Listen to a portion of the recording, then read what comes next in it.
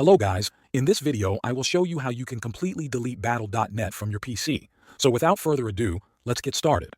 First, open up battle.net, go to the Games section, then go to Installed Games, and delete all the games you have installed through battle.net from your computer. For example, if you have Hearthstone, just click on the game, press the gear icon, and select the Uninstall option. Once you've uninstalled all the games listed in battle.net, you need to fully close the battle.net application from the system tray or through Task Manager. Make sure there are no remaining battle.net tasks running. After that, go to your system settings, then navigate to Apps and select Installed Apps. In the search bar there, type battle.net or something similar to locate the program. Click on it and proceed to uninstall battle.net from your computer. Once that's done, go to the search bar again and type Run.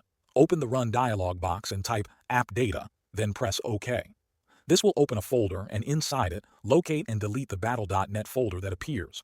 Once you've deleted that folder, close the window and open the Run dialog again by searching for Run. This time, type Program Data and press OK. In the folder that opens, locate the battle.net related files and delete them as well. That's it. After completing these steps, battle.net will be completely uninstalled from your computer. Thank you for watching.